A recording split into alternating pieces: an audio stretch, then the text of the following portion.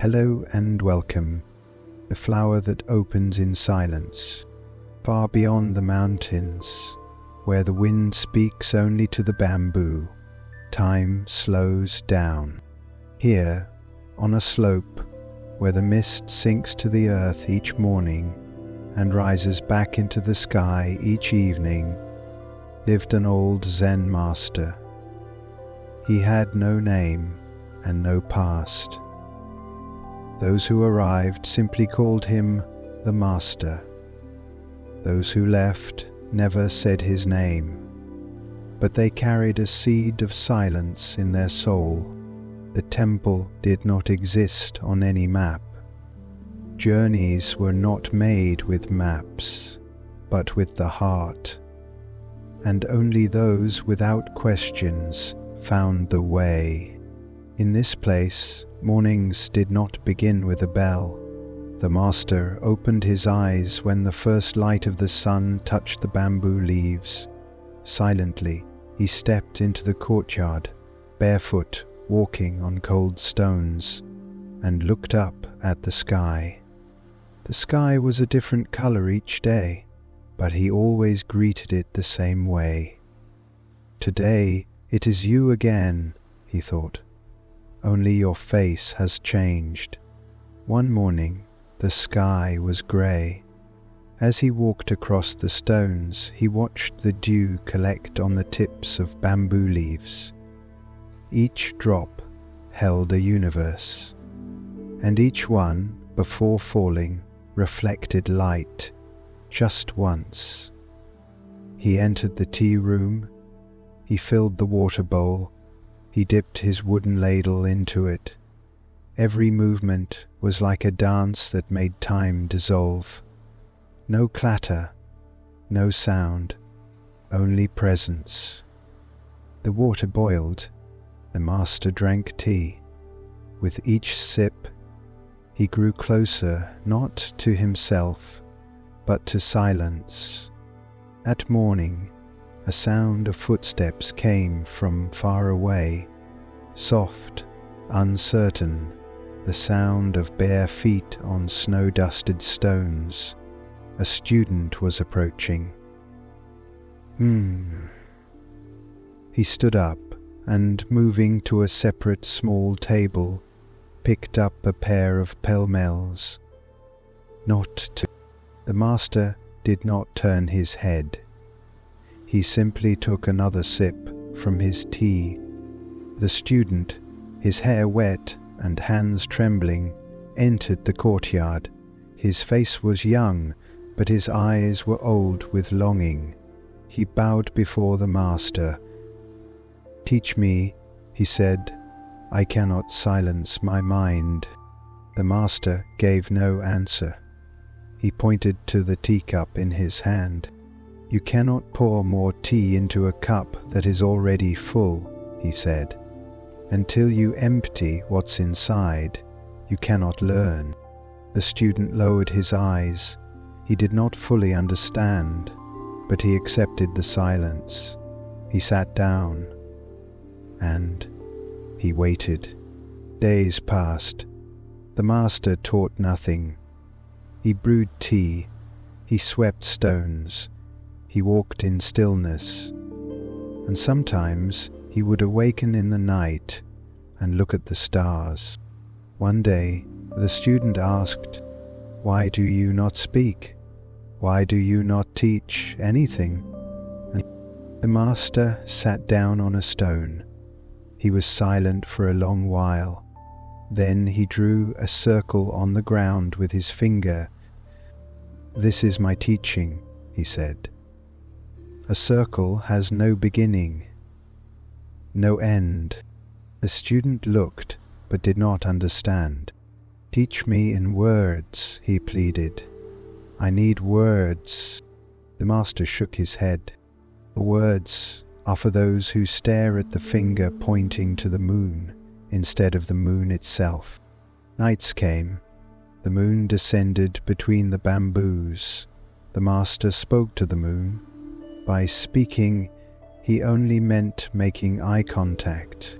One day, The master took the student into the bamboo forest. He touched the stems, watched how they bowed with the wind. "Do you know why they do not break?" he asked. "No," said the student, "because they do not resist, they yield. That is Zen. What is rigid breaks, what is soft endures." Then the days and months blurred into one another. One morning the student awoke and did not see the master. He searched. The courtyard was empty. The tea room was cold. He walked into the bamboo forest. There, among the green stalks, he saw an old figure walking slowly. The master was holding out his hand to the sky. The student approached. "Master," he asked, "what are you doing?" Without turning around, the master replied, "I am sharing silence with the birds." That afternoon, the clouds drifted lower. Mist curled through the bamboo stems like slow breath. The master walked silently, his feet brushing against the moss-covered stones, and the student followed behind, watching his every movement. The master stopped beneath an old cedar tree. Its branches reached outward as if trying to remember something they had once touched. The tree had grown there long before the temple, long before the mountain was called a mountain. It had seen seasons change like robes on the earth's shoulders. The master rested his hand on the bark. "This tree," he said softly, "has never once asked for applause." The student listened, not sure if he was meant to respond. The master sat at the base of the tree, his back against the trunk, eyes closed. "Sit with me," he said. They sat. The wind passed overhead, bending the bamboo, not with force, but with presence. A crow called far in the distance, its echo folding into the valleys. The sun filtered through the mist, casting no shadows. After a long silence, the master spoke again. "Zen is not learned like arithmetic, it is remembered like breath." The student closed his eyes and tried to feel what the master felt. The stillness in motion, the depth in simplicity. But his thoughts raced. They jumped from moment to moment, memory to hope, regret to desire. The master, without opening his eyes, said, "Your mind is noisy, like a monkey in a bronze bell." The student opened his eyes, startled. "How do I quiet it?" The master smiled slightly. "Let it ring until it exhausts itself." That evening, they returned to the temple. As the stars appeared, the master lit a single lantern and placed it at the edge of the pond. The flame flickered in the water's reflection, a tiny fire among an infinite sky. They sat facing the pond, side by side. The student could hear the frogs, the gentle ripple of fish beneath the surface, and the silence between each sound. The master whispered, "You believe peace is the absence of sound. It is not. It is the space between sounds." A pause. "You believe awakening is the summit. It is not. It is the step that leaves no footprint." The student began to understand that understanding itself was not the path. The path was the walking, the sitting, the noticing. Days passed. Each morning the student swept the stone path with a broom. At first he did it to please the master, then to feel productive. Then, one day, he simply swept. No reason, no goal, just sweeping. The master noticed. That day, as the student put the broom away, the master handed him a small wooden box. "Inside is a question," he said. The student opened it. Inside was a round river stone, smooth, cold, grey. He looked up. "What is the question?" The master replied. "What does this stone dream of?" The student blinked. "Stones don't dream." The master said nothing. He walked away, leaving the student with the stone. For 7 days, the student carried the stone in his sleeve. He held it while meditating. He placed it in the stream and watched how it became wet, then dry. He set it under sunlight and felt its warmth. He placed it beneath the moon and felt it cold again. He dreamed that the stone had been part of a mountain. He dreamed it had once sat in a child's hand. He dreamed that it had no dream. At the end of the week, he came to the master and returned the box. "The stone dreams of nothing." The master accepted the box and nodded. "And what did you dream?" The student smiled. "I dreamed of everything." The master laughed quietly. The way bamboo rustles when the wind plays lightly through it. The next morning, the master led him to a small table set under the blossoming plum tree. On the table, 2 cups, 1 teapot, 1 candle, unlit. The master sat. "Today I will teach you the tea ceremony." The student bowed. The master poured water into the kettle. He lit the candle. The flame's glow wavered with the breeze, then steadied. He sat still, waiting. He did not speak. The student did not speak. The silence brewed with the water. When steam rose from the spout, the master lifted the kettle and poured a slow stream into each cup. He let the scent rise. The steam softened the air. Then he took his cup, raised it gently with 2 hands, and sipped. The student followed, mirroring him. They drank in silence. The master set his cup down and whispered, "Most people drink tea with their mouths.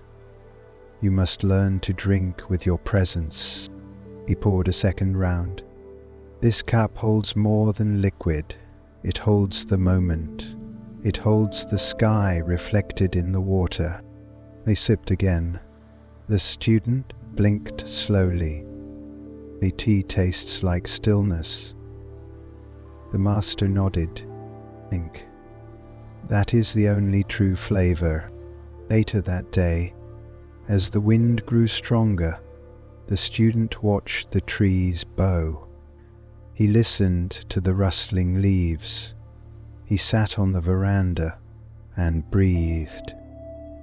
And that night, before sleeping, he wrote a single line in his journal. "Today, the tea did not enter me. I entered the tea." He did not show it to the master. He no longer needed to. The rains arrived, not with fury, but with a softness that turned paths to streams and leaves to mirrors. The bamboo grove became a green cathedral, dripping with rhythm. The temple roof echoed with the quietest percussion, a dance of droplets, each one landing with intention. The master did not alter his routine. He continued to walk barefoot through the damp earth. When wet stones met his soles, he acknowledged them with the same reverence as sun-warmed ones. The student followed him under a shared straw covering. always a few steps behind. "Master," the student asked one morning, "what is the purpose of discipline, if everything simply is?" The master stopped. He turned toward the student and looked down at the muddy prints left behind them. "A river does not flow by discipline," he said. "It flows by gravity, but it still carves mountains." They continued walking until they reached the garden. Weeds had begun to grow among the vegetables. The student moved to pull them. The master raised a hand. "Do not be too eager to remove what seems out of place." The student paused. "But weeds will choke the crop," the master replied. "They may also protect it from arrogance." The student frowned but said nothing. He let the weeds remain. That evening the frogs sang louder than usual, and he began to suspect that even the unwanted had songs to offer. One morning the master handed the student a blank scroll and a brush. "Paint the wind," he said. The student waited, thinking the master might explain further. He did not. For days the student stared at the paper. He sat in the forest and watched how the wind moved the trees but never showed itself. He observed the ripple across the pond, the way a robe shifted on the line, the chill that kissed his skin at dawn. But he could not paint it. He dipped the brush in ink, but stopped before touching the page. He feared he would capture only what the wind touched, not the wind itself. On the 7th day he returned the scroll, still blank. "I cannot paint what has no form," he said. The master nodded and tucked the scroll away. "One day your breath will leave you. Will that mean it was never real?" The student lowered his eyes. "I still don't understand." The master smiled. "That is the first true brushstroke." Spring gave way to summer. The garden exploded with life. Plum blossoms gave way to fruit. Cicadas sang from every tree. The days lengthened, and the light arrived earlier and stayed late, as though curious to observe the master's silence. The student began waking before the sun. He swept before being asked. He sat without instruction. He brewed tea without seeking approval. The master observed. One evening they sat under the sky, watching the stars blink into view. "Master," the student asked, "how will I know when I've awakened?" The master gazed at the stars, his face silver in the moonlight. "Awakening is not an event," he said. "It is a disappearance." "Of what?" "Of the one asking." The student closed his mouth. In the distance, a night bird called once, then fell silent. A breeze moved through the temple's wooden beams. He imagined the beams breathing, in, out. That night, the student dreamed of a mountain with no summit. He climbed endlessly, yet never tired. With each step, the path beneath him vanished. He did not worry, he simply walked. When he awoke, he felt light, not joyful, not excited, just light. The master stood in the doorway. "The tea is ready." They drank in silence. On the 3rd sip, the student paused. "I dreamed of walking, endlessly, but there was no end, no goal." The master nodded. "The dream is wiser than the dreamer." The days grew hotter, the insects louder. The student now rarely asked questions, but when he did, they came like ripples in still water, quiet, spacious and brief. One afternoon, as thunderclouds gathered, the master handed him a small piece of silk cloth. "Today you will sit in the rain." The student obeyed without hesitation. He sat cross-legged on the edge of the bamboo grove. Rain began to fall, slowly, then fully. His robe darkened with moisture. The cloth the master gave him he used only to cover his lap. The rain poured for hours. He did not move.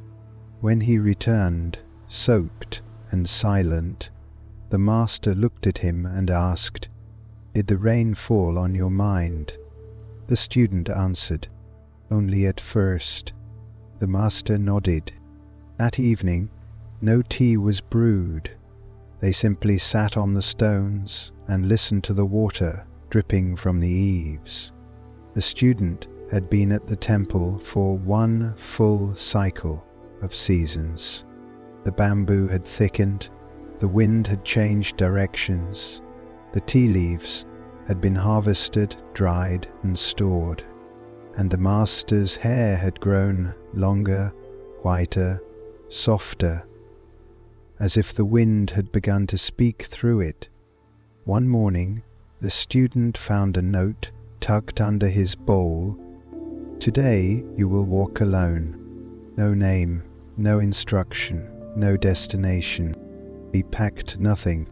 He walked through the bamboo grove, past the silent stones, across the riverbed, through pine forests and wildflower meadows.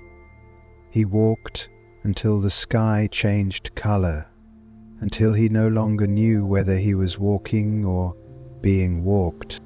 At twilight he stopped near a clearing. He sat beneath a tree and listened to his heartbeat. For the first time, it felt like the mountain itself was breathing with him. He fell asleep without knowing if the day had ever truly begun. When he returned the next morning, the master greeted him with a bow. "You have met the only teacher greater than silence." "Who?" the student asked. The master's eyes softened. "Solitude." Autumn arrived like a soft exhale. The green bamboo leaves turned golden at the edges, and the wind grew cooler, now whispering through the trees instead of dancing. The leaves fell not all at once, but one by one, each with its own quiet decision. The student swept them each morning. He no longer hurried.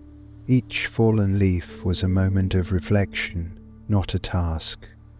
He watched the spirals in which they drifted downward, listened to the way they touched the earth, each one like the stroke of a bell in a temple far away. The master noticed. "Do you hear how the leaves fall?" he asked one morning. The student nodded. "They do not hurry." The master smiled. "Nor do they resist." That afternoon, a small bird flew into the tea room. It circled once, landed on the open window ledge, and remained. The master paused in his tea preparation and gazed at the bird. The student watched, uncertain whether to move, to speak, or to do nothing at all. The bird hopped closer. It tilted its head, then fluttered into the air again, exiting through the opposite window. Neither the master nor the student spoke. Only when the tea was poured did the master say, "It left no sound behind, but did it visit?" The student responded, utterly. "I felt." The master nodded once. "Some beings visit like that. Others never leave, yet remain unnoticed." That night, as the sky grew dark and the wind pressed gently against the temple walls, the master placed a single candle in the center of the room. He lit it, then extinguished every other light. "What is the shape of darkness?" he asked. The student answered, "The shape of what it surrounds." The master's expression didn't change, but something flickered in his eyes. He blew out the candle. They sat in the pure dark. The sound of their breathing filled the space. Then even that faded, as they entered the presence of each other without thought, without need. Time stretched. The student began to sense the boundary of his body fading, as though he was not sitting inside the room, but the room was sitting inside him. The next morning, the master handed the student a small scroll, already sealed. "You may open this when I am gone," he said. The student stared at it. "Gone?" The master nodded. "Everything leaves, even the mountain, even the tea." The student accepted the scroll, but did not ask what it said. He did not wish to open it. He placed it beside his sleeping mat, and from that day onward he rose earlier and sat longer. His words grew fewer. One evening, the master took him to the far edge of the temple grounds, where a lone pine tree stood watching the valley. "This tree has never moved," the master said, "but it has traveled far." The master chuckled softly. "You are beginning to hear." They stood in silence, watching clouds dissolve into one another across the distant hills. "When you can no longer tell the sky from the breath," the master whispered, "you will have arrived." Days passed. No lessons were spoken, only the brushing of robes, the pouring of tea, the rustling of leaves, the ringing of the wind. Then, one morning, the master was not in the courtyard. The tea had not been prepared. The stones had not been swept. His sandals remained by the door, untouched. The student searched the temple, slowly, reverently, without panic. In every room he paused, letting the absence settle like incense. He finally entered the small meditation room at the back, where a cushion rested facing the mountain window. There the master sat, eyes closed, still, breathing, but just barely. The student sat beside him. He said nothing. The master opened one eye, and the corner of his mouth turned upward. "There is nothing left to give," he said softly. "Then I will sit with what remains." And they did. Hours passed like clouds. At twilight, the master whispered, "Will you open the scroll now?" The student shook his head. "I already see its message." The master closed his eyes again. He did not speak. He did not breathe. But somehow the room filled with presence. The student did not cry. He did not move. He only bowed once, so slowly that the movement had no beginning. Later that night, he lit a candle and placed it by the master's cushion. The flame bent once, then stilled. He opened the scroll. Inside, written in the simplest of strokes, "Drink the tea, vow to the leaf, leave no trace." The temple grew quieter, not because the master was gone, but because the student had learned how to listen more deeply. Even the wind seemed slower, as if pausing in respect. Even the stones felt warmer, as if they had absorbed the master's stillness. The student rose before the light. He swept the stones. He prepared tea, not out of duty, not out of grief, but because these actions were the shape of his breath now. Days passed like drifting smoke. No calendar marked them, only the rhythm of clouds, the lengthening shadows, the crispness in the morning air. One morning, as the mist rolled over the temple roof, a sound came from the path below, the hesitant crunch of feet upon gravel. A visitor. The student did not rise to meet them. He poured a second cup of tea and placed it across from himself. Bill nearly followed. Soon, a young woman arrived at the edge of the veranda. She bowed low, not speaking. The student gestured to the cup. She sat, slowly, eyes watching every movement. They drank. She looked unsure. After a moment, she asked, "Are you the master now?" The student placed his cup down and answered without voice, only by raising his eyes to the sky. The woman followed his gaze. Clouds passed. She nodded, as though something had been explained. That evening she swept the courtyard. The next day another came, a boy, no older than 12. He carried a wooden flute but did not play it. He only held it close, like a question. He could not yet ask. The student showed him how to wash the teacups, how to cut firewood, how to breathe without measuring. The boy never spoke. After a week, he played a single note from his flute, so quiet it seemed the sound had already finished before it began. The student bowed. More came. Not many, but enough. They arrived not because of announcements, or fame, or promises. They came because something within them had heard the wind speak, and the temple had no doors to close. No one was turned away. Each one was given silence. Some stayed a night, some stayed a season, some left and returned years later with new names, new scars, and quieter hearts. One evening, the woman who had first arrived asked, "Why don't you teach us?" The student looked at her, not as a student, but as a mirror. "I teach you every time I do not teach.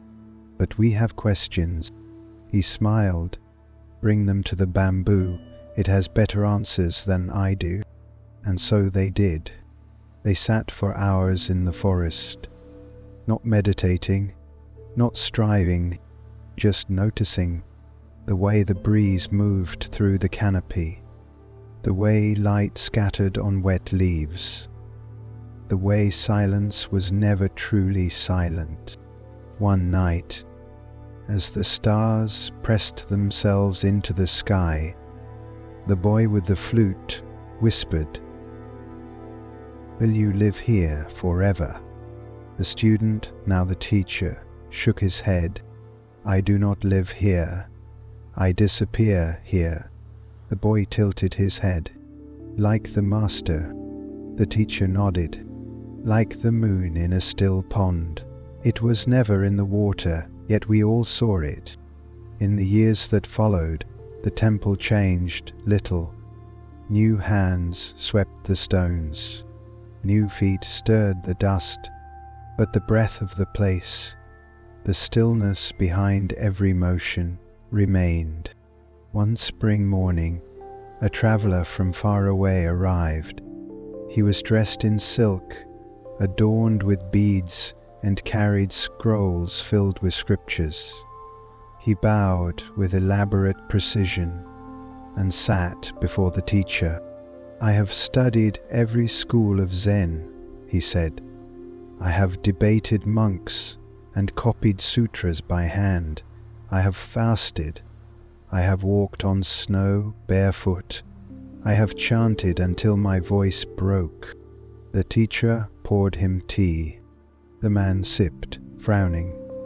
"This tea is plain." The teacher said nothing. The man waited for instruction, a proverb, a koan, a revelation. None came. Eventually, he asked, "What sutra do you follow?" The teacher lifted the kettle and poured more tea. "This one," he said. The traveller paused, confused. "But that is only water and leaves." The teacher smiled. "And yet you are thirsty." The man stayed for 3 days.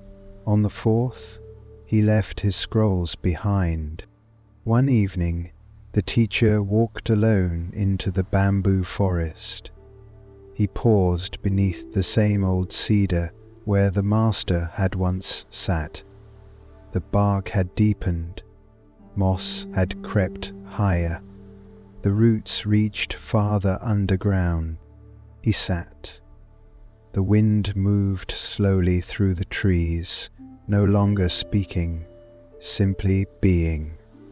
And for the first time, he did not feel himself sitting. He felt the forest sitting him. There was no teacher, no student, no silence, no sound, just the awareness between. The seasons turned once more. Spring's petals fell, summer's thunder rolled over the hills, autumn scattered its gold, winter returned with quiet footsteps and stayed longer than usual. The teacher's hair had greyed, his movements had slowed, not from age but from refinement. Each step seemed lighter, each gesture more transparent, as if he were being pulled gently toward the invisible. One morning, before dawn, he walked the length of the temple with bare feet. He touched the wooden posts that framed the gate. He ran his fingers along the edge of the pond. He bowed once to the broom resting by the stone path. Then he stood by the tea kettle and watched the steam rise. It curled upward, then vanished. That day he spoke no words. The students, a small circle now, noticed. They did not ask questions. They simply sat beside him. They swept the courtyard. They brewed the tea. They watched the birds trace invisible circles above the mountain trees. And at night they lit a single candle and placed it near his cushion. The teacher sat longer now, not in silence, but as silence. His breath barely moved, his chest. His presence was like mist. One morning, he rose before the others and walked alone into the bamboo grove. The stalks parted slightly as he moved, like old friends making way for one of their own. He walked until the temple disappeared behind him, until even his footsteps forgot their sound. There, he sat beneath a tree that had grown crooked from storms and sun, a tree that bore no fruit but cast a perfect shadow. He closed his eyes. He did not meditate. He did not think. He simply ceased to need the space between things. The wind passed through him. The birds did not see him, and time no longer arranged itself in sequence. Hours later, one of the students followed the path, bringing a bowl of warm rice and tea. He found the teacher beneath the tree, sitting upright, eyes closed, still, but different from sleep. He placed the bowl beside him and sat, just as he had years before when he was the new one. He did not speak. He did not cry. He only bowed once, deeply, with his whole body. Then he took the bowl, sipped the tea, and left a second cup behind. In the days that followed, the others came one by one. None tried to move the body, none tried to mark the spot. They let the forest receive what it had always embraced. The next morning they returned to the temple. The tea was brewed, the path was swept, the candle was lit, and no one sat on the teacher's cushion. Instead, they each took turns pouring tea for one another. No roles, no titles, no questions. That night, a light snow began to fall. It covered the stones gently. It touched the edges of the roof, and for a moment, the whole mountain seemed to exhale. In the smallest hours, a bird landed on the windowsill of the tea room. It tilted its head once, then flew away. No sound, no trace. Just the shape of presence remaining in the air. Years passed.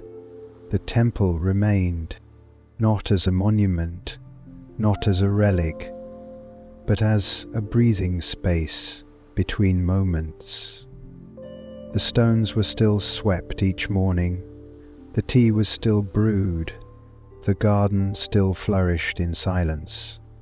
But something had changed, or perhaps nothing had, and the students had only begun to see more clearly. No one called themselves teacher, no one called the others student. They simply existed together like trees in the same forest, each with its own roots, each casting shade without effort. Some days no words were spoken, from sunrise to moonrise, yet everything that needed to be said moved freely, in the gestures of hands offering tea, in the soft tapping of broom on stone, in the long stillness beneath the moonlight. One of the students, now grey-hailed himself, sat each morning by the cedar tree where the teacher had once disappeared. He never meditated, he never prayed, he simply sat. When visitors came, and they did more often now, they were not given instructions, they were not corrected or guided. Instead, they were handed a teacup, and they were invited to sit. One such visitor was a traveller from a distant city. He had spent his life studying scriptures, performing rituals, and arguing philosophies. He carried with him a book full of handwritten notes and questions. He entered the temple quietly. He bowed. The older student greeted him with a teacup and silence. They sat together as the sun passed overhead. After a while, the traveller asked, "Who leads this place now?" The student looked up at the wind as it passed through the trees. "The leaves," he said. The traveller opened his book. "I have questions." The student nodded toward the broom resting nearby.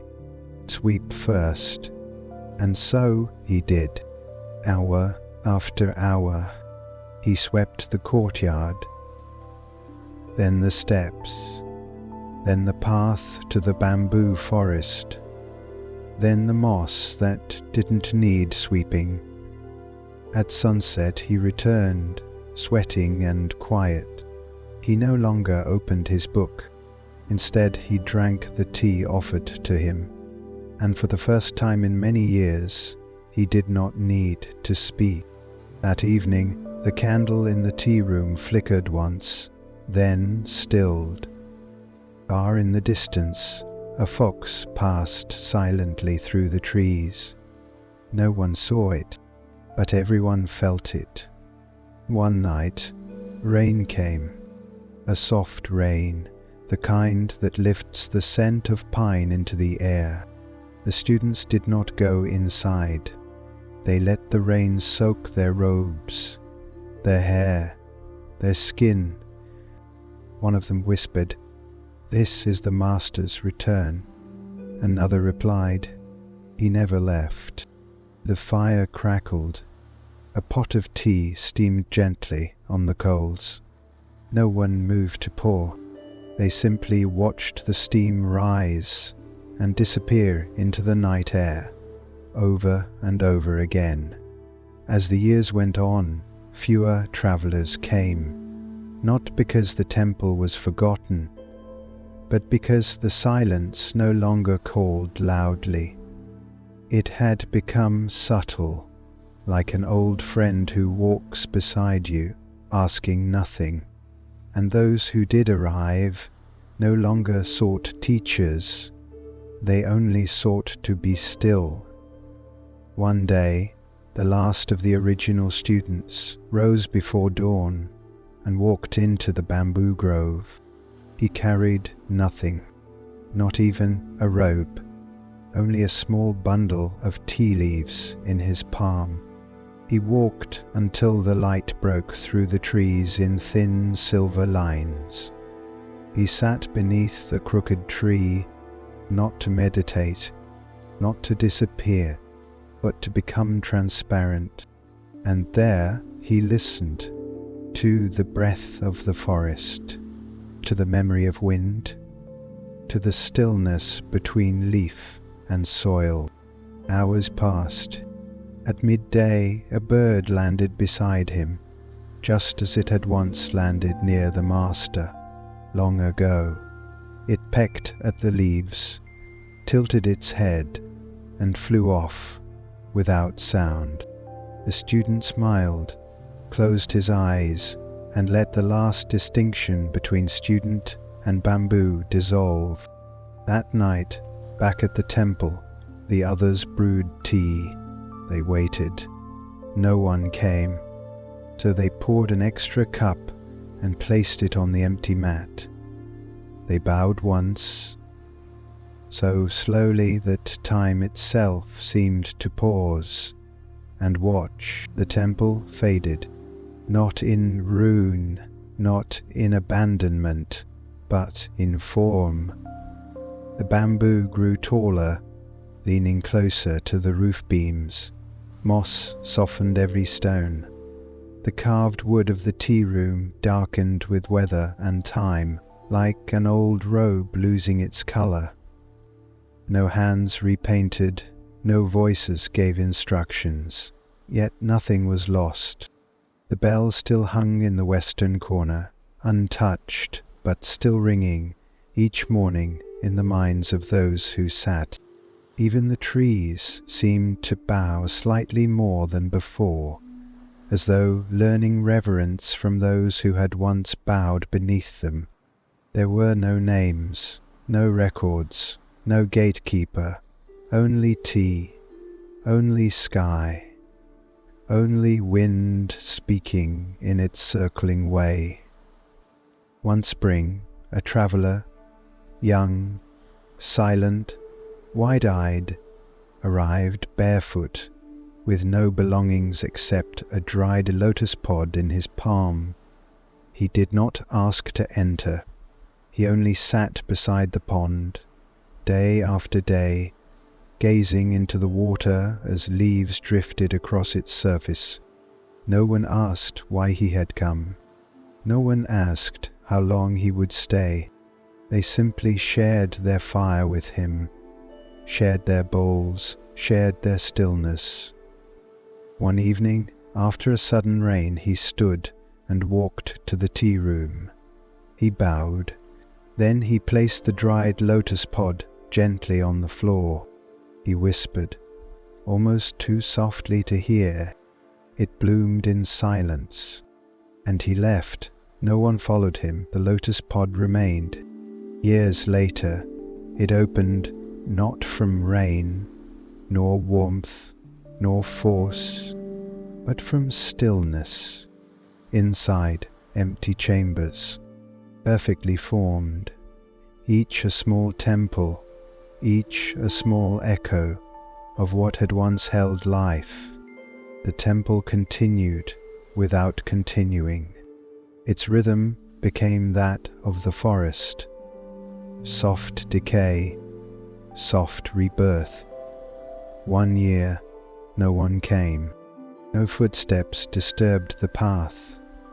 No tea was poured. The fire remained cold, and yet the bamboo swayed as it always had. The stones shimmered in the moonlight. A spider spun a perfect web between the bell and the old cedar tree. The temple was not abandoned. It was present more fully than ever. A century may have passed, or none at all. A deer walked through the gate. It paused, listened, and moved on. A bird flew into the tea room. It circled once and stayed, not for shelter, not for food, but for stillness, for the space that made no demands. One autumn, a child stumbled upon the path, lost, or perhaps found. Her shoes were torn, her hands scratched from bramble. She stepped over a fallen branch and saw the stone path. It did not look like a temple. There were no banners, no doors, no signs, only space. She sat on a flat stone and waited for what she did not know. The bamboo rustled. The wind bent toward her. A single leaf landed in her lap. She looked at it, then closed her eyes and smiled, not because she understood, but because she no longer needed to. The temple no longer belonged to time. It belonged to breath, to echo, to the moment between thought and no thought. It was the space where the flower opens, not with sound, but with being, the kind of opening that leaves no mark and yet changes everything. There is no path now, only ground, no temple, only space, no student, no teacher, only breath rising, breath falling, and the silence between them. A drop of water rests on a leaf. The sun touches it gently. It shines for no one, and still it shines. There is no reason. There is no witness, but it is complete. Somewhere, wind moves across a field of dry grass. The grass does not ask the wind where it is going. The wind does not ask the grass to follow. Still, they move together perfectly. The bell has not rung in many seasons, yet its shape still holds sound. The birds perch on it as they would on any branch, unaware of the weight it once carried, unaware that silence can be heavier than thunder. A stone warms in the sun. At night it cools. It does not resist. It does not remember warmth. It does not await heat. It only receives. It only releases. This is practice. This is arrival. What remains when no one is watching? Not the building, not the teaching, not the name of the forest or the memory of the teacher. What remains is the space where a bird lands without startling the air. There is no end to this story, because there is no story. There is only the stillness into which everything falls, like a single petal on a boundless pond. Ripples, yes, but they do not reach the shore, because there is no shore, only water, only sky, only the flower that opens in silence, again and again, and again. Be still now. There is nothing left to learn, nothing left to carry. Even the breath is lighter than before. Even the name no longer fits. Let the robe slip from your thoughts. Let the sandals fall from your path. Let your footsteps dissolve into the dust they once disturbed.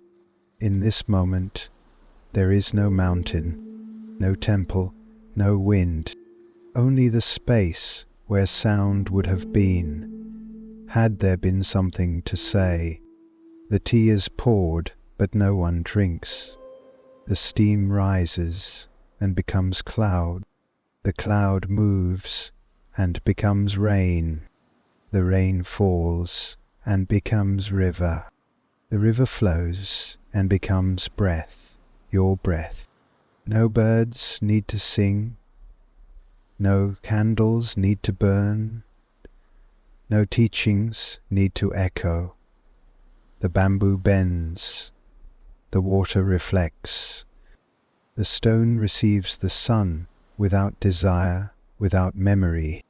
Close your eyes, not to block the world, but to let it in more gently.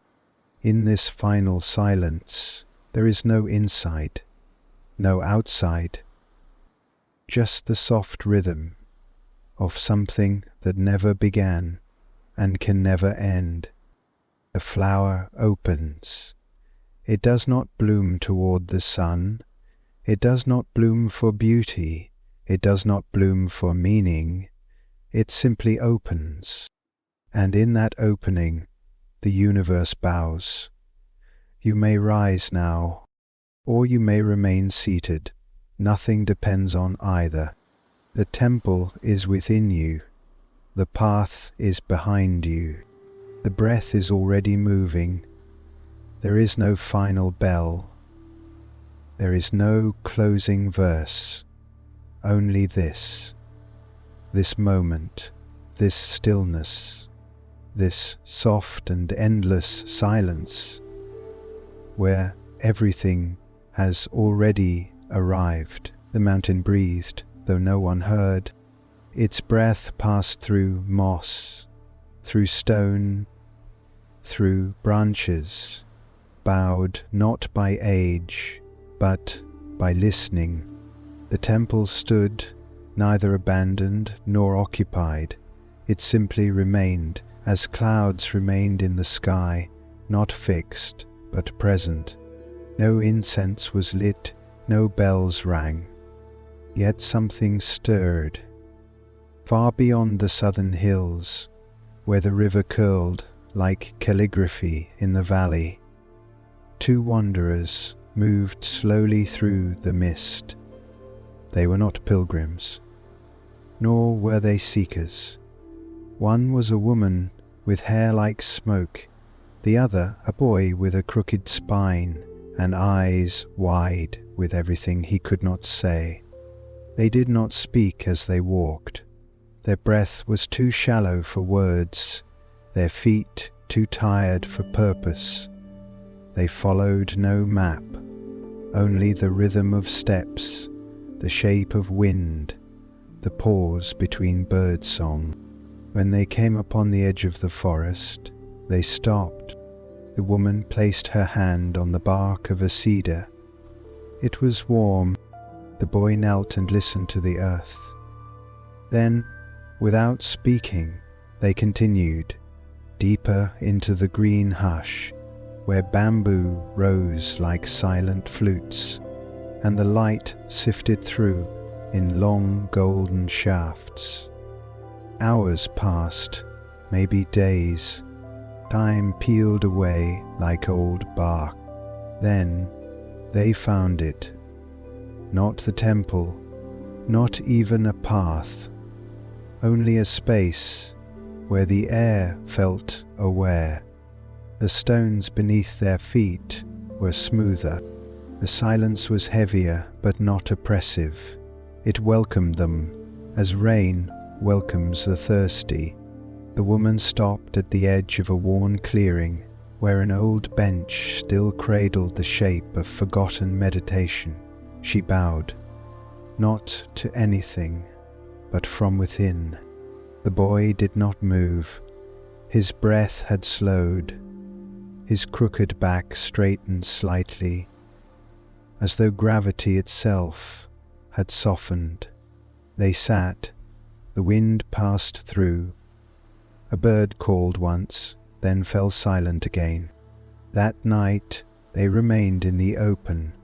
The stars returned one by one until the whole sky resembled a prayer written without ink. The boy dreamt of no thing, not of home, not of meaning, not even of peace, only of a bell that had never been struck. And yet it rang. Morning came, with mist and dew. The woman rose and wandered into the grove where the tea-room once stood. There were no walls, but she felt it, the space, the breath, the memory of steam curling from cups held with two hands. She placed her palms together, then opened them, then let them fall. No ritual, only movement. They stayed for a while. A day? A cycle of the moon? No one came to greet them. No one instructed them. And still, they learned. The woman began sweeping the leaves from the stones, not because they needed clearing, but because her body remembered motion as prayer. The boy traced spirals in the dust with his fingers, not because he was drawing, but because the wind was watching. One evening, after the sun had slipped behind the mountain's shoulder, they sat together in silence. The woman finally spoke.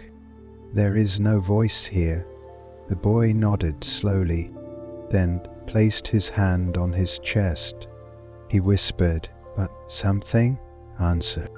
Far away, a pine branch cracked under the weight of snow, not because anyone was listening, but because it had reached the end of its stillness.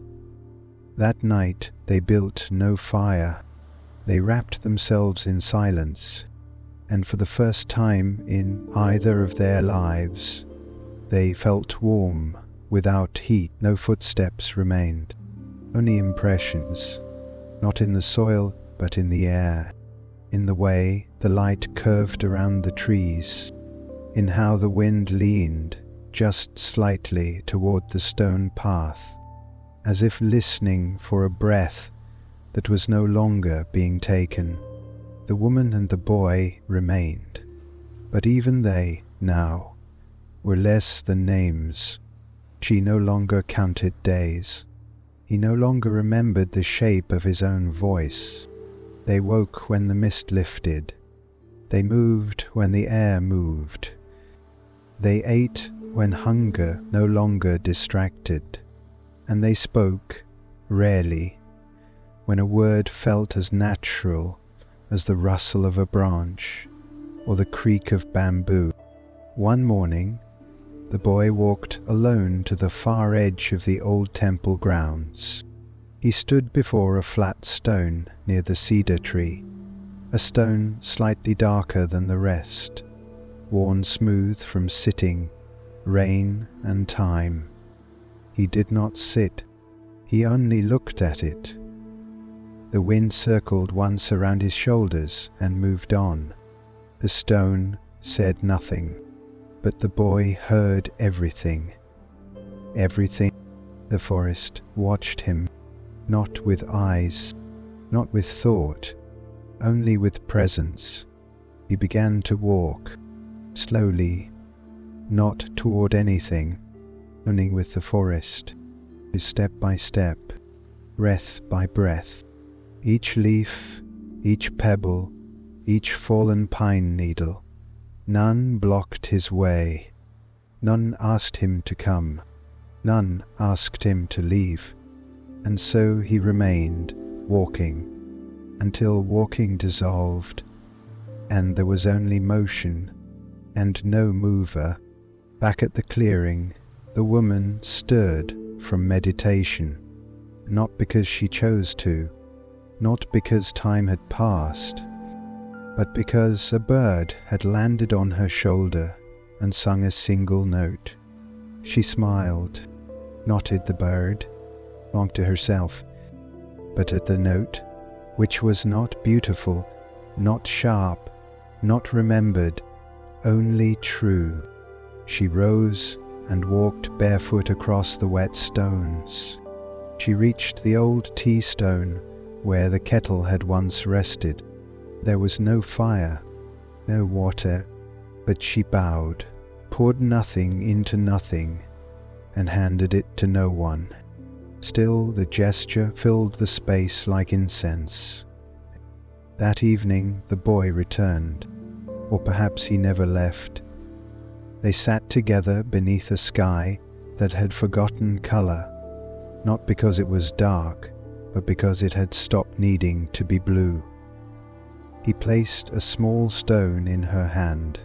She did not look at it. She closed her fingers around it and placed it beside her on the earth, and together they breathed, not deeply, not intentionally, just breathed, like the forest, like the hill, like the moonlight that passed through them, as if they were made of water. Elsewhere, a fox crossed a dry creek bed. Its paws made no sound. Its presence was complete. It did not wonder about the humans who sat near the old temple. It did not wonder about the silence. It simply paused, lifted its nose into the night, and moved on. By the time the moon reached its highest point, there were no thoughts in either of them, only listening, heavy, only being. The woman closed her eyes. The boy did not, but in that moment they were the same. No age, no name, no difference, just the sound of leaves falling through air that had long forgotten gravity. The sky was pale with morning, but no sun had risen. The temple, now almost invisible beneath vines, seemed not abandoned but content, as if shelter no longer required sheltering, as if stone had stopped pretending to be solid. No one walked the path, and yet the path deepened, not with use, but with memory. The woman lay beneath the cedar tree, not resting, not waking, only being horizontal, like the horizon itself. Above her, clouds moved so slowly that even the wind forgot to follow. The boy sat nearby, eyes open, yet not directed toward anything. He watched the world without reference, not like a monk, not like a seeker, but like a mountain, witnessing the passing of weather. Birds no longer startled. They nested in the rafters of the old tea room, perched on the lip of the stone kettle, fluttered through the open spaces where doors used to creak. They did not distinguish structure from forest. Neither did the trees. One had grown through the far corner of the temple foundation, its trunk curling where walls once stood. Its roots whispered into the floorboards. No one stopped it. No one asked whether it belonged. At dusk, the boy began to hum. It was not a song. It was not even intentional, just a sound, rising from somewhere that had no name. The woman turned her head slightly.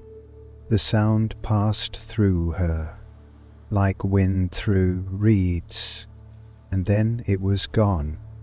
not ending, just absorbed. Later that night, the stars came slowly, not as points, but as soft pulses. The boy traced their placement in the sky with his finger, not drawing shapes, but noticing the space between them. He whispered, "Even silence has a shadow."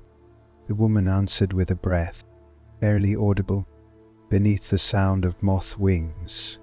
They did not light a fire. The earth was warm.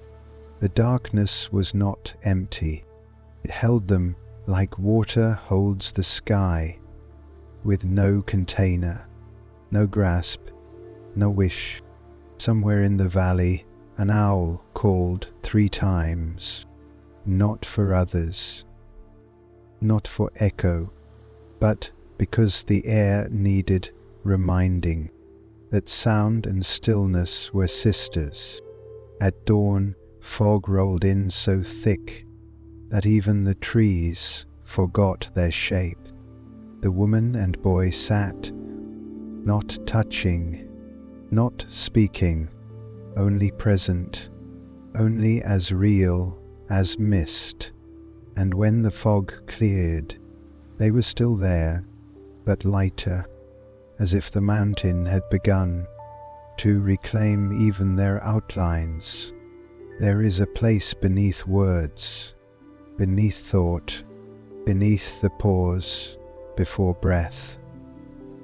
This is where they sat, this is where they remain, and this is the place where even silence goes to sleep. No mirror, no reflection. There was a time when silence was noticed. Now, there is only silence, not the absence of sound, but the absence of need for sound, not the pause between words, but the place before words ever formed. The boy no longer responded to his name, not because he forgot, but because it no longer served. He had become motionless in the way of stones, not frozen, but settled. The woman breathed softly in rhythm with the trees, her chest rising as bamboo swayed, falling as pine needles landed without fuss. They were not meditating. There was no effort left, only resting in the space where effort had once existed. One morning, the pond disappeared, not in water, not in reflection, but in identity. It became the mist. It became the sky. It became the sound of a heron's wings slicing through memory. No one noticed, because no one remained who needed to name things. Elsewhere, moss overtook the old altar stone. It crept gently over the carvings, softening the once precise symbols, until they were nothing more than green shapes without past. The altar did not resist. The moss did not claim. Together, they completed something by erasing it. The boy stood beneath the twisted pine, where the master had once vanished. He did not know this. He did not need to. He stood not to remember, but because standing had become the same as sitting, he looked at his own hand and did not see his hand. He saw the outline of something that no longer required belonging. When the sun broke through the clouds that day, the shadows were softer than usual, as though even light had learned gentleness. The woman walked without touching the ground, or so it seemed. She passed through reeds, through birdsong, through the memory of footsteps she had not taken. That night the moon did not rise, not visibly, but everything still glowed. the stone, the folds of silence between insects. The boy whispered, "There is no mirror." The woman replied, "Then what are we?" He smiled, not with lips, but with stillness, a reflection without surface. They bowed to the air, to the space between stars, to the nothing that was not empty, then sat once more at the place where tea had once been served, and now served only what could not be poured. If a traveller were to arrive that day, they would have seen nothing.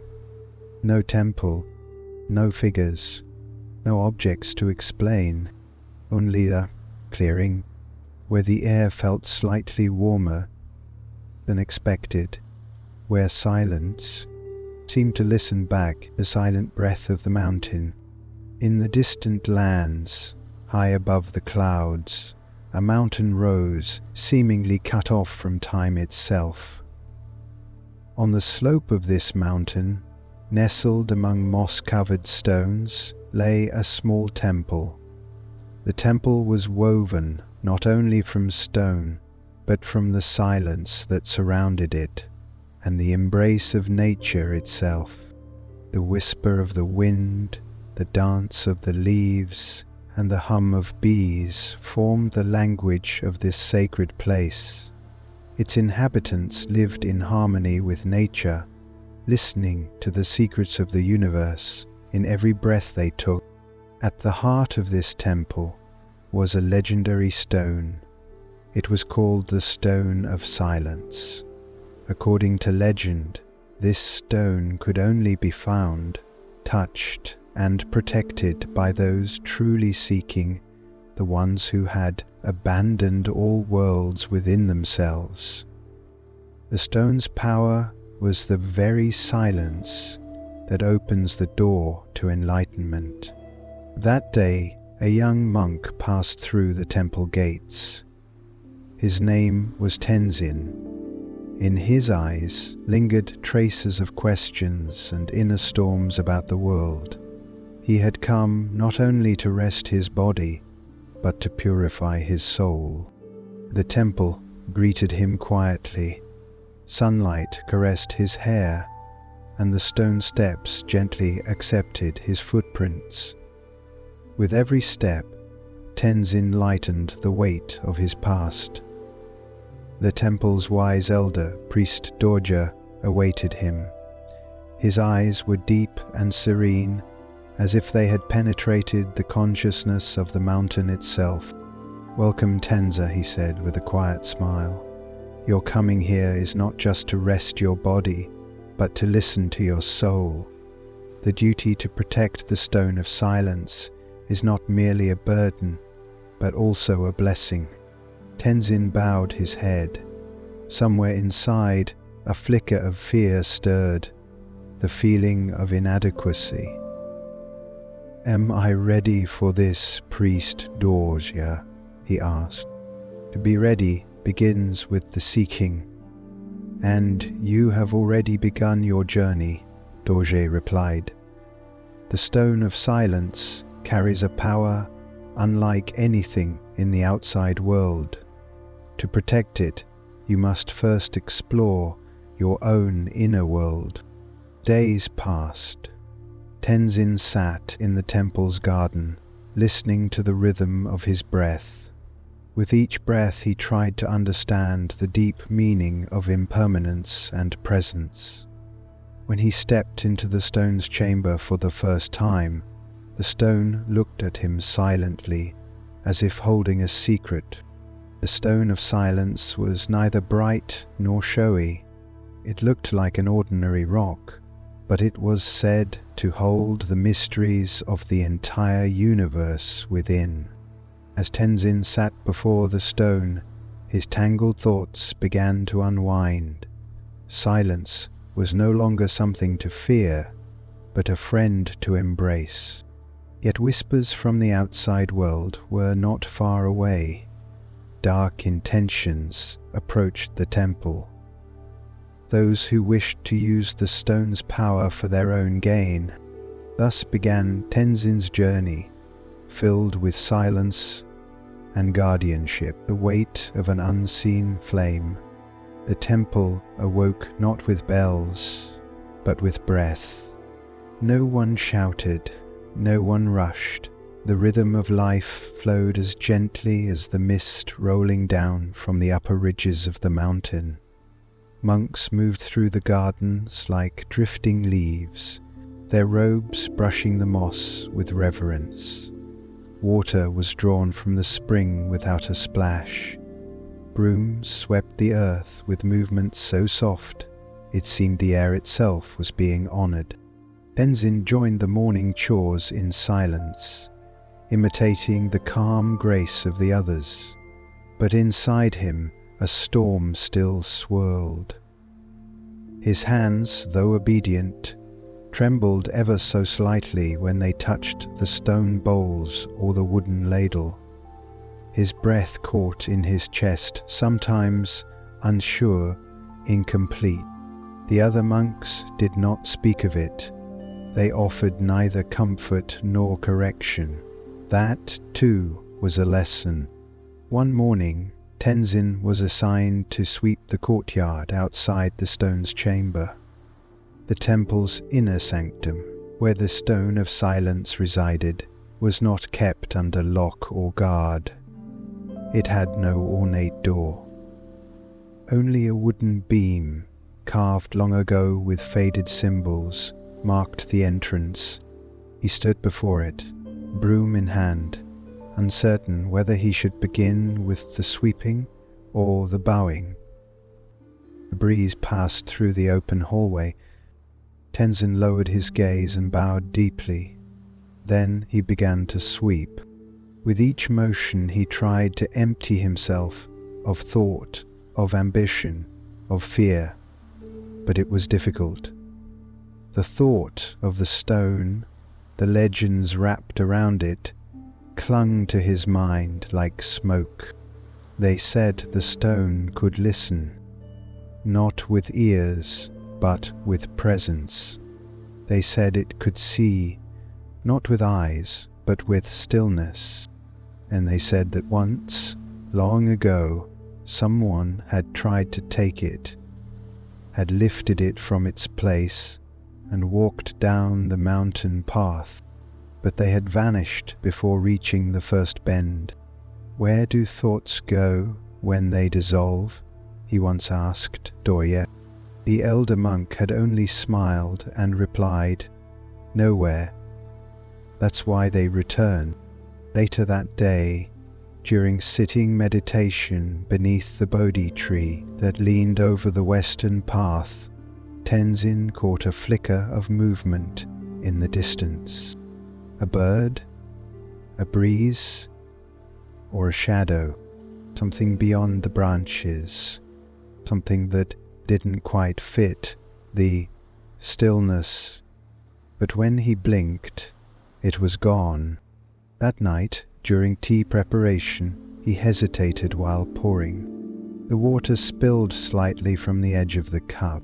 He muttered an apology to the senior monk, who only raised a calm hand and said, "Even water must be free." Tenzin bowed, but inside, the unease remained. That evening, he asked Storİes directly, "Has the stone ever been threatened?"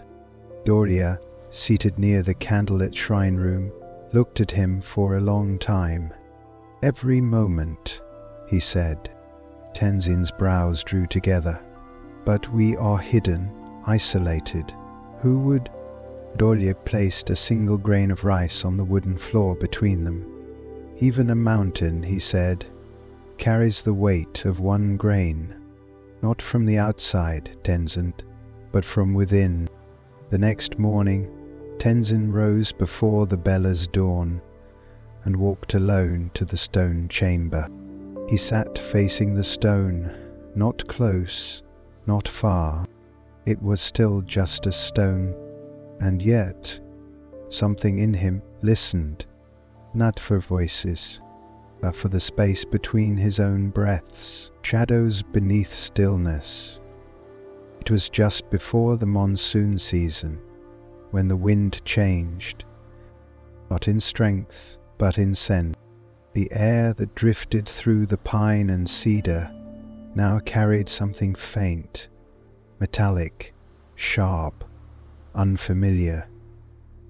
The monks, trained to notice without clinging, made no mention of it, but Tenzin felt it linger in his breath, in his fingertips, even in the worn fabric of his robe.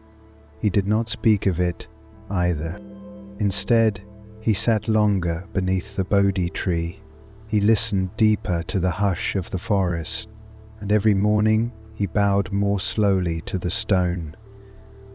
The stone of silence had not changed. It had remained still, centered, untouched by time or whisper. But something around it had shifted. It wasn't just Tenzin's own uncertainty. It was something else, something beyond his mind. He noticed the birds no longer nested near the chamber's entrance. The lizards no longer warmed themselves on the sunlit stones.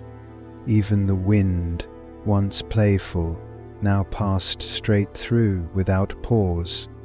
One evening, during walking meditation around the upper garden, Tenzin paused beneath the half-dead juniper tree and felt a presence watching him. There was no movement, no sound, only a pressure in the space around him, like a breath being held.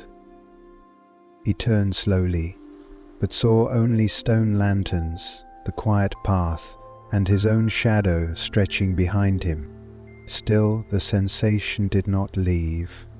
That night he dreamed of a cracked bowl spinning in mid-air. Inside it, the stone of silence hovered, encircled by swirling ink that never touched its surface. In the dream, the ink spoke. What you protect is not what is threatened. When Tenzin awoke, the phrase echoed in his chest, like a koan that refused to unfold. He sought out Dorje the next day and found him seated in the small stone library, leafing through a scroll whose ink had faded with centuries. His field watched, Tenzin admitted. Dorje nodded slowly, not looking up. Is the first sign of forgetting who watches. You think it's in my mind? Doria closed the scroll gently. Vashtal. All of this is in your mind, he said, gesturing, not to the scroll, not to the room, but to everything. The constant even the stone, especially the stone. Tenzin hesitated. If that's true, how do I protect it? Doria's eyes softened. By not clinging to the illusion that you can. Tenzin bowed, but the knot in his stomach remained. That afternoon, while sweeping the temple's outer steps, Tenzin noticed something strange. A single footprint, damp, fresh, pressed into the moss, led up to the edge of the forest trail. Then it vanished.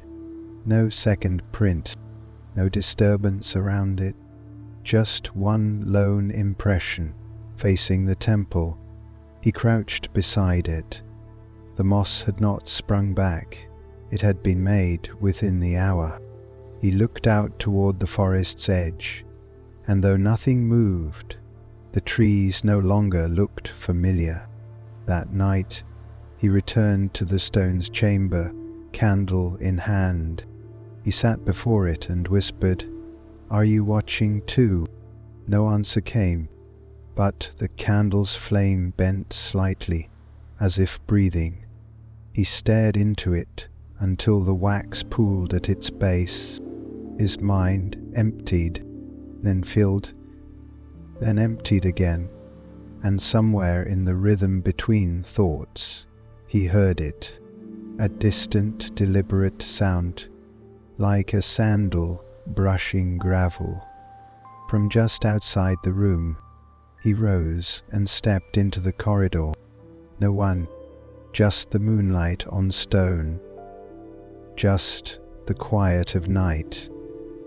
But he knew someone had come, and not for the Dharma, the visitor without a name.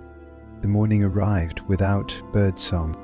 Tenzin awoke before dawn, as always, but the hush that met him was not the usual stillness of the temple.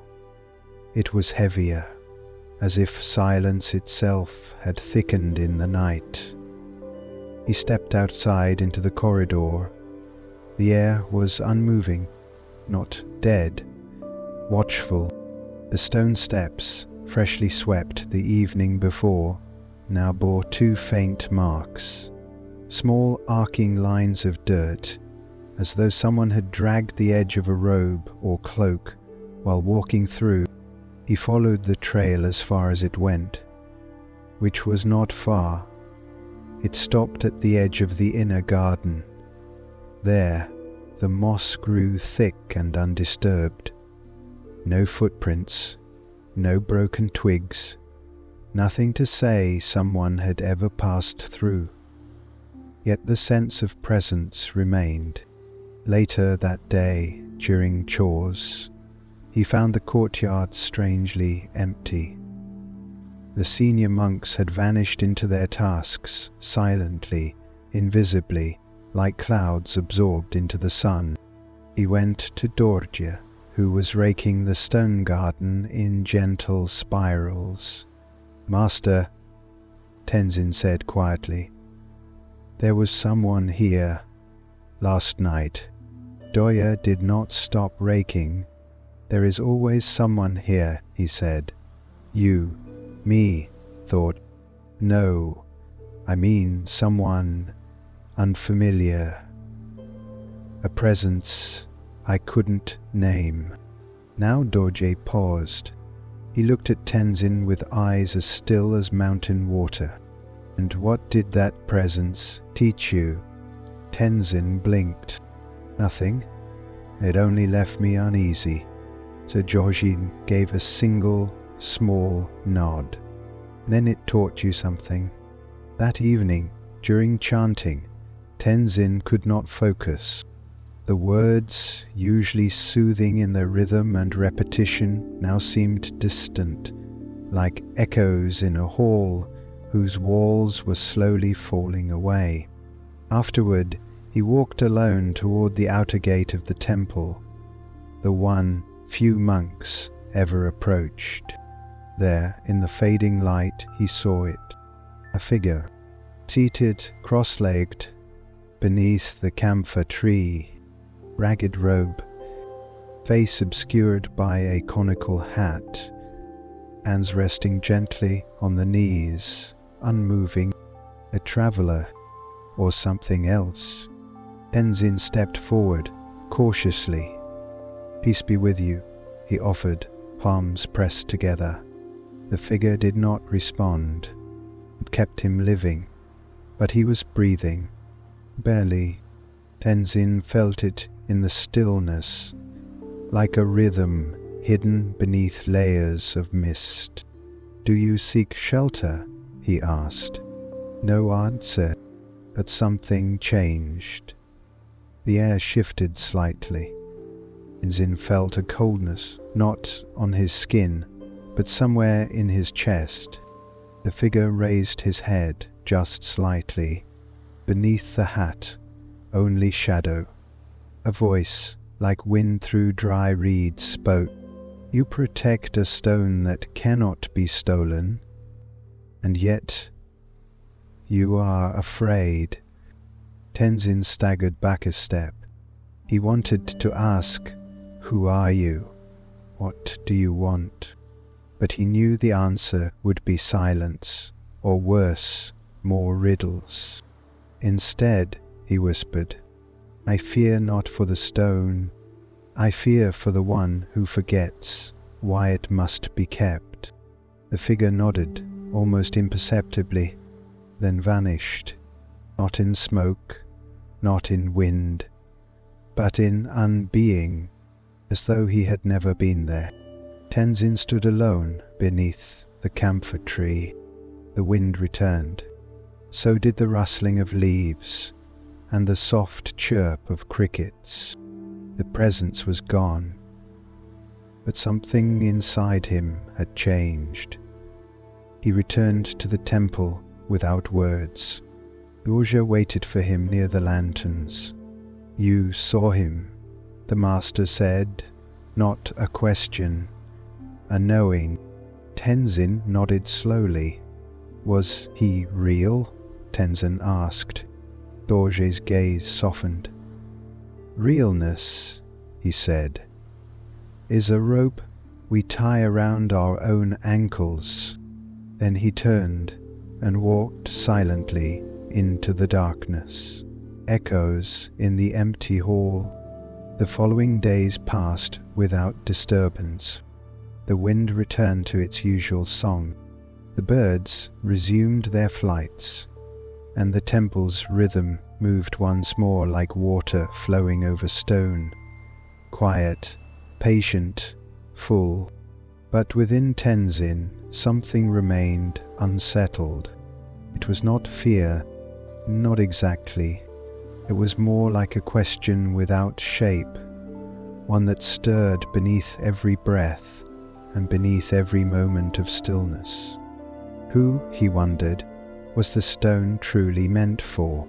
Was it protection or possession? During morning meditation, while seated among the elder monks, Tenzin felt the stone calling to him. Not with words, not even with sensation, just a drawing inward, like a tree bending slightly toward sunlight it had not noticed before. He found himself returning to the chamber more often, not out of duty, but out of gravity. The stone remained unchanged, smooth, grey, unassuming, and yet it pulsed, not physically, but in the space between thoughts.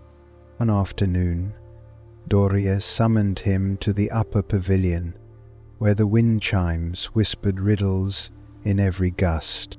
The elder monk sat cross-legged beside a bamboo mat, a pot of tea between them. "Tell me," Storİes said gently, pouring a small cup, "what do you believe this temple protects?" Tenzin considered the question. "The stone," he replied, "and the teaching it represents." Dorje raised a brow. "And what is that teaching?" Tenzin hesitated. "That silence leads to awakening, that stillness is strength." Storİes smiled faintly but said nothing.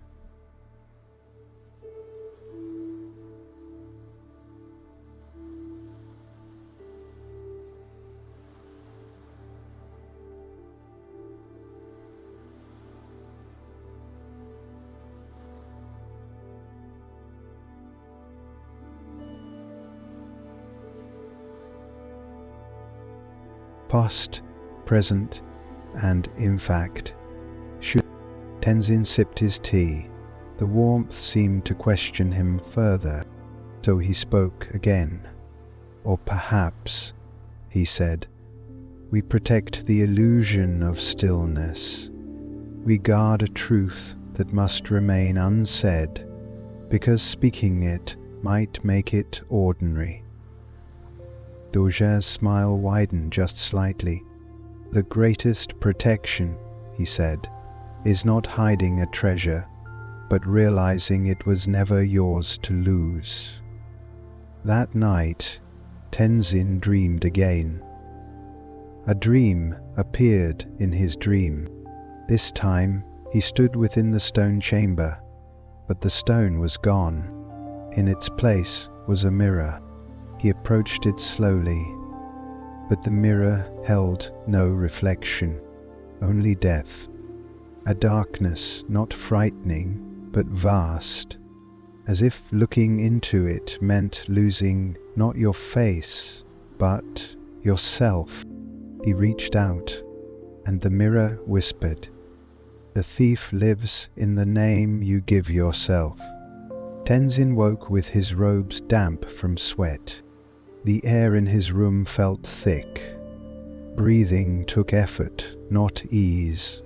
He rose and walked barefoot into the main hall. The statues stood in silence.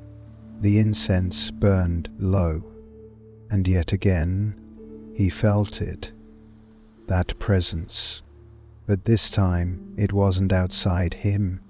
It was within, his own wanting, his own doubt, his own fear of failure. He said, and for the first time, he did not try to empty his thoughts. He simply watched them, like watching clouds pass over the mountain. No blame, no grasping, no pushing them away. And in that silent observing, he began to understand. He was not the stone's protector. He was the stone's student. At dawn, he did not return to the stone chamber. He remained by the garden's edge, seated beneath the dying juniper, watching ants carry a fallen blossom. He did not move for hours. When Dorje found him, he said nothing. He simply placed a hand on Tenzin's shoulder. And for the first time, Tenzin did not ask what it meant, because, in that moment, nothing needed to be named, the sound that should not be heard. It began with a sound, soft, plainly barely audible, but wrong. In the pre-dawn hush, when the monks stirred like reeds in fog, a low hum echoed through the chamber walls. It was not the temple bell. There were no bells. It was not the wind through chimes. It was beneath wind, beneath wood, beneath stone. It was as if the mountain had sighed. A one, Tenzin sat upright in his mat. The sound had vanished as quickly as it came, yet its aftertaste lingered in his bones. He looked across the meditation hall. None of the other monks moved, but their stillness was different now. Rigid, alert, listening, even silence had changed its shape. After morning ablutions, Dorje summoned him to the chamber of texts.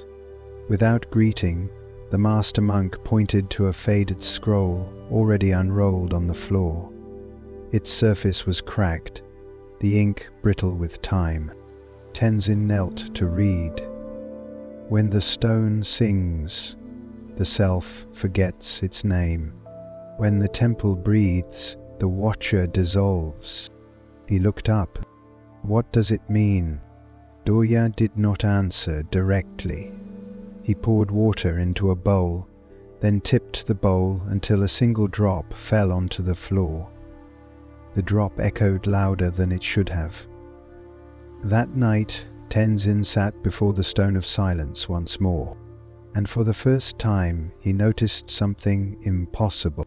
The stone was vibrating, very slightly, not shaking, resonating, a frequency too low to hear, too real to ignore.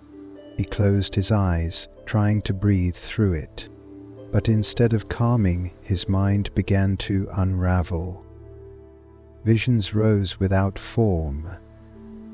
A field of ash, a spiral of glass, a monk with no mouth, a bell made of bone. His breath quickened, then stopped, and in the pause that followed, he heard it again. The hum, this time inside him. It was not coming from the stone. It was coming from what the stone reflected. From him, he fled the chamber, stumbling through corridors into the moonlit courtyard. There Storİes waited, sitting calmly near the koi pond. Without turning, the elder said, "You are trying to hold what cannot be held." Tenzin dropped to his knees, trembling. "What is the stone?" he whispered. Dorje's reply came like a breeze. "He takes what remains when all else is surrendered." Tenzin stared at the stars. The night pulsed around him. His fear was still present, but now it pointed inward. He realized the greatest threat to the temple was not some outsider, some thief. It was his own desire to keep the sacred safe, and in trying to protect it, he had begun to separate himself from it. At dawn, Tenzin did not return to the chamber.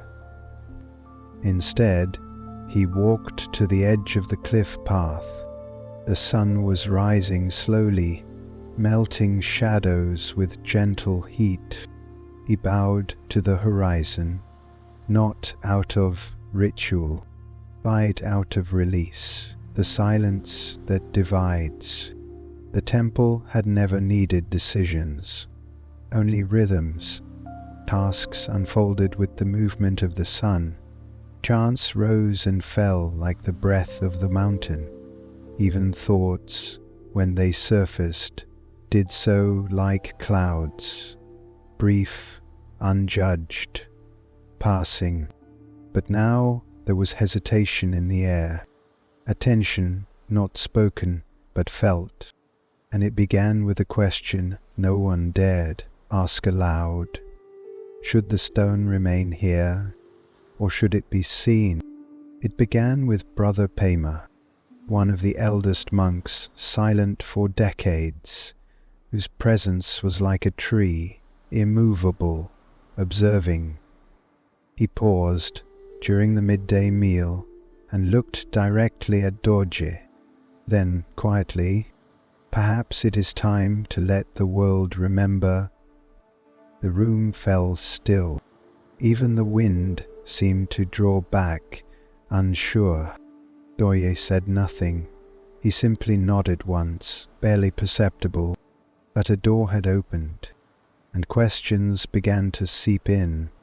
That evening, a gathering was called. In the main hall, the monks sat in concentric circles, robes rustling softly as they lowered themselves to the floor. Candles flickered.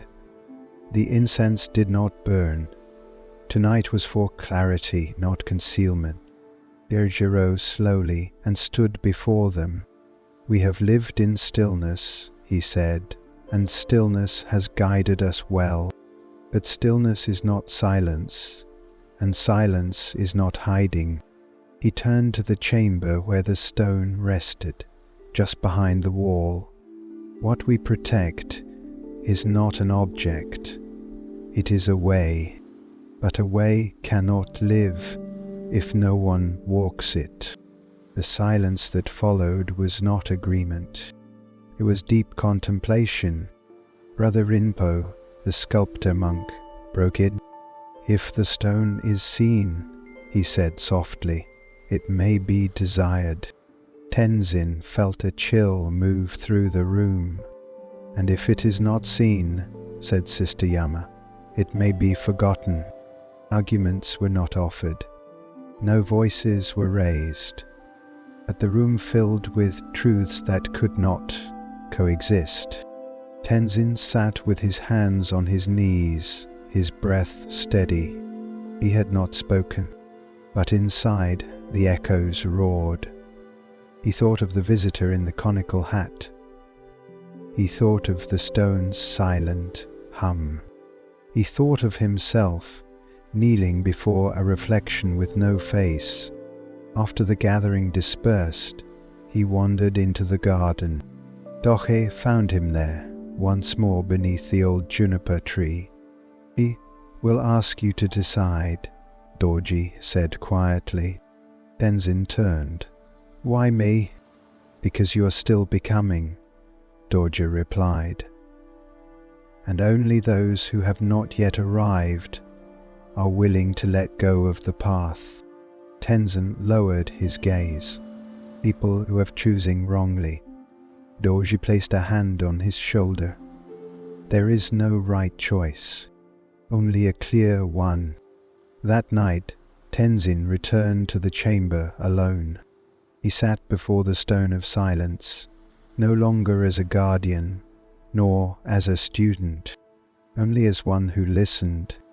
The stone did not shine, did not pulse, did not speak, but Tenzin understood.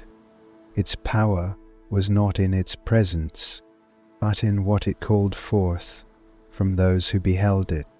He rose before dawn. He stepped into the hall, and for the first time he spoke with certainty. Let the stone be seen. The gates are opened. The gates of the temple had not moved in 100 years. They were never locked. They simply had no need to open.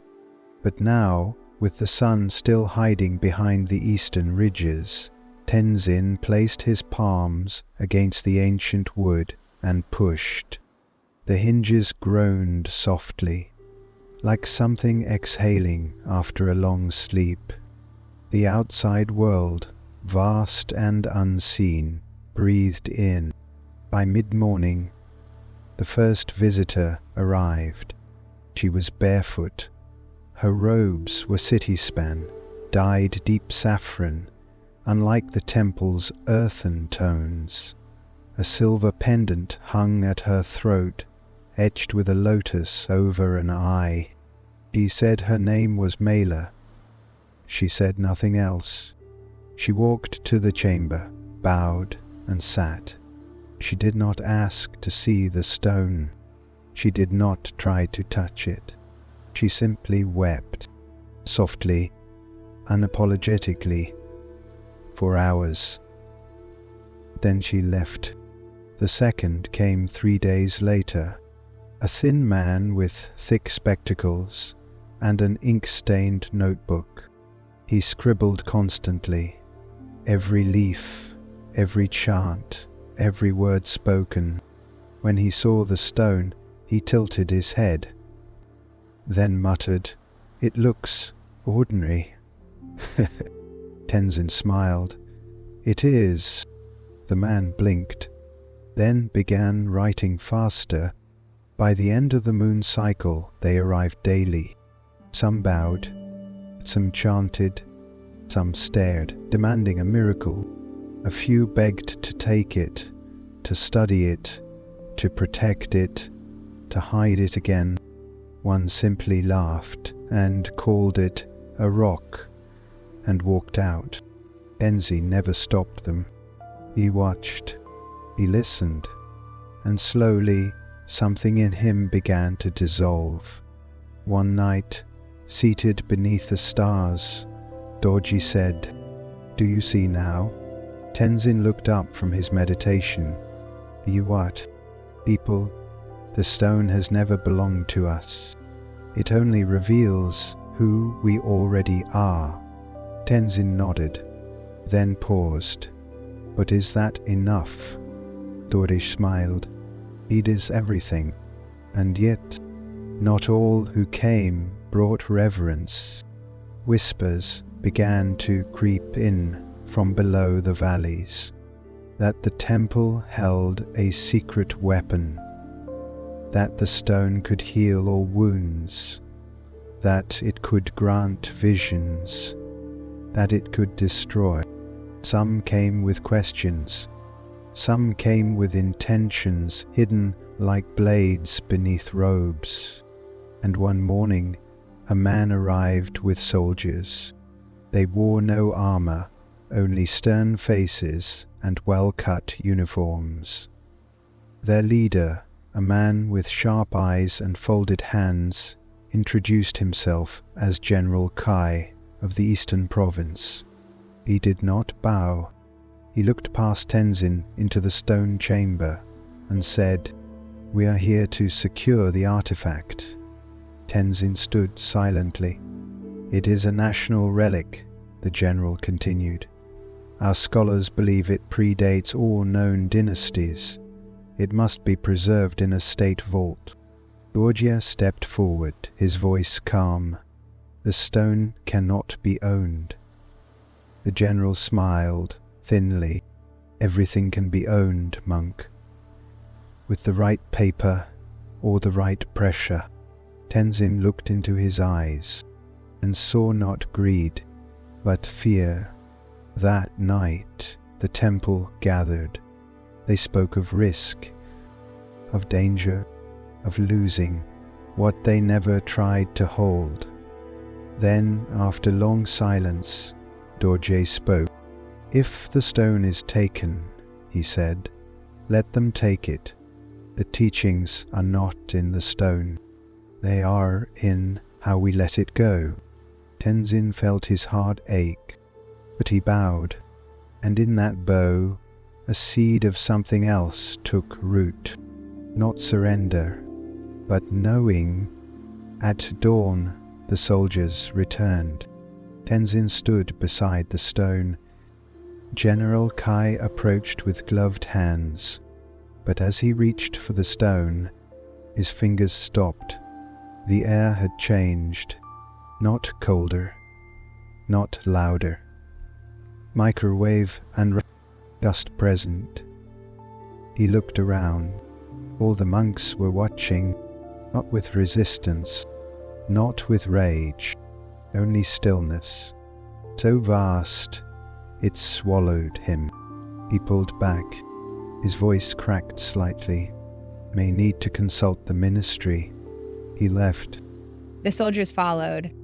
The stone remained untouched, but unchanged. The temple without walls. The temple no longer belonged to itself. It belonged to movement, to voices, to seekers, and still it remained silent. The stone sat where it always had, quiet, motionless, grey, but everything around it had changed. Not louder, just fuller, like a bowl filled to the brim, still balanced in the same spot. Pilgrims came not just from neighbouring regions now, but from across borders, across oceans. They came in sandals and boots, in robes and suits, in wheelchairs and bare feet. Some brought offerings, grains, carvings, stories. Others brought questions, feverish and unrelenting. What does it mean? What does it do? How do I use it? Why won't it speak to me? Tenzin answered none of them. Instead, he led them to sit, to breathe, to listen, to wait. Some stayed, most left, and yet each carried something, even if they could not name it. One afternoon, a child approached the stone. She did not bow. She did not speak. She reached out with small fingers and touched its surface. Then she laughed. Just once, bright and clear. Her parents gasped, but Tenzin only smiled. The stone did not resist. It did not bless. It simply was. At night, the elder monks met in the old meditation hall. Dorje, now thinner, paler, often sat wrapped in a woolen shawl. He spoke little, but when he did, his voice was soft and vast. "We were never meant to keep the stone," he said one evening. "We were meant to keep each other." A pause, and even that, only gently. Tenzin spent more time walking the outer paths now. He helped new arrivals find places to sit. He mended old mats. He poured tea for travellers and listened without judgment. He answered fewer questions, and in answering less, he offered more. One evening, a stranger arrived, older than most, carrying no bags, eyes dark, yet calm. He did not approach the stone. He approached Tenzin and said only, "I have not come to see, I have come to forget." Tenzin bowed. "Then you are already beginning." Time became wide. Days passed without names. The seasons shifted softly, like monks changing seats in a circle. Doya's health waned, but his spirit sharpened like a blade honed on silence. One morning Tenzin found him seated beside the koi pond, eyes closed, mouth curved in a small smile. His breath had stilled. The master had left, but not gone. The temple did not hold a funeral. Instead, they opened the gates wider. That night, no chants were sung, only the sound of wind through cedar, only the trickle of water over stone, only presence. Tenzin sat before the stone of silence, now alone, but not empty. He did not ask what came next. He did not ask what the stone wanted. He only breathed. The world would continue arriving. With hopes, with fears, with names, and he would remain here, not to guard the stone, about to disappear with it, one breath at a time. When nothing is left to guard, the seasons turned. The rain returned to the mountain, patient and soft, carving time into stone. The camphor tree near the gate split during a quiet storm, and its fallen trunk became a bench. The monks did not remove it, they simply sat upon it. No new master was named. No row was filled. Tenzin no longer held a title, only the same robe, the same breath, the same path. He became like the walls, silent, seen, unnoticed. And so the temple lives. Pilgrims still arrived. They came expecting transformation. They left with stillness. Some stayed for hours, some stayed for years, and Tenzin welcomed them all the same, with tea, with a place to sit, with no instruction. He no longer explained the stone. He no longer needed to. Those who touched it touched something in themselves. Those who didn't touched something just the same. Once, a scholar asked him, "Are you the guardian of the stone?" Tenzin smiled gently. "No," he said, "the stone guards nothing, and I, nothing more than a breath." He would sometimes be seen walking beyond the temple gates, into the forest, down to the river, and up into the hills, where the clouds clung low. Children from distant villages called him the Wind Monk, for he always walked with silence trailing behind him, and seemed never to leave footprints. He gave no teachings. And yet people learned. One day, many years after the gates had opened, a small group of monks from a distant land arrived. Their robes were unfamiliar, their language soft and rounded. They had heard of the temple, of the stone, of the monk named Tenzin. But when they arrived, they found no stone in the chamber, only an empty pedestal, and beneath it a single inscription, which cannot be taken, was never placed. They searched the grounds. They found no monk by that name, only gentle wind and the hush of leaves turning inward. In time, the temple itself began to fade. Its wood returned to soil, its stones scattered into moss. But the path remained barely a trail, more a suggestion, a line walked by many feet, forgotten by most minds. And still, every so often, a traveler found their way there. Not guided, not called, just drawn by something they could not name. They would sit, they would breathe, and they would feel a presence, not in stone, not in form, but in the space between thoughts. Epilogue. Somewhere far from maps, far from the noise of seeking, young child walks into a quiet clearing. They find no temple, no monks, no stone, only a small breeze, a silence so deep it feels like memory, and a sense that they are not alone.